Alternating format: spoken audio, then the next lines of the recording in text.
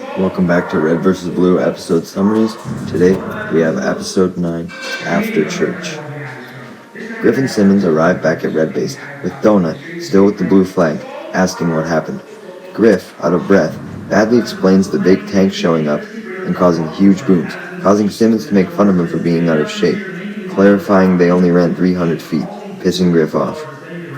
Donut then asks where the car is, with Simmons immediately blaming Griff and his stupid plan of leaving the Warthog behind, calling him General Patton Gear.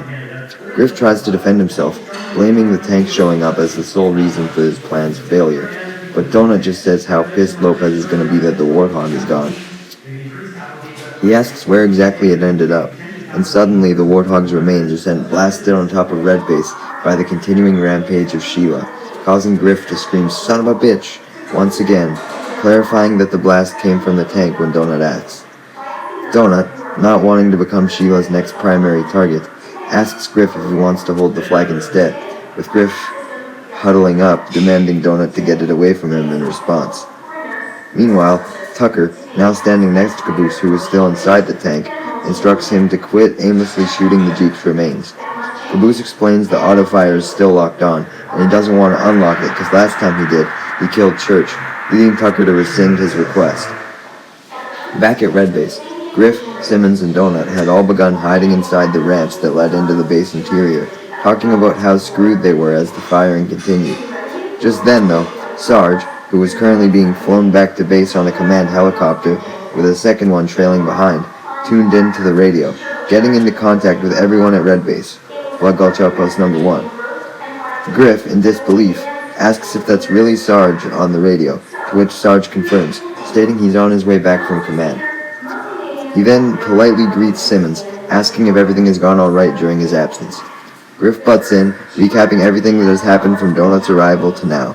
Sarge, after being silent in disbelief that eventful things actually happened for once, asks if he's talking to the right base, with Griff simply responding that they were going to die from the tank attack.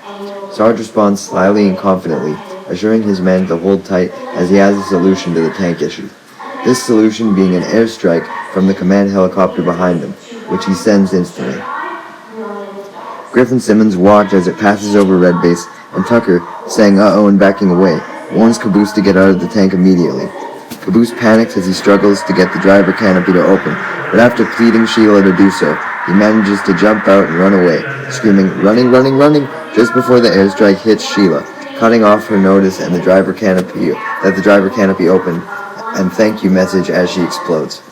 Tucker and Caboose examine Sheila's remains as she recites a random poem about dreaming on scared days as she fully deactivates. Caboose screams Sheila's name in grief, with Tucker joining in before asking who Sheila is, unaware of the voice in the tank and its name. Caboose simply responds that Sheila was his lady friend in the tank, leading Tucker to celebrate that you could pick up chicks with a tank.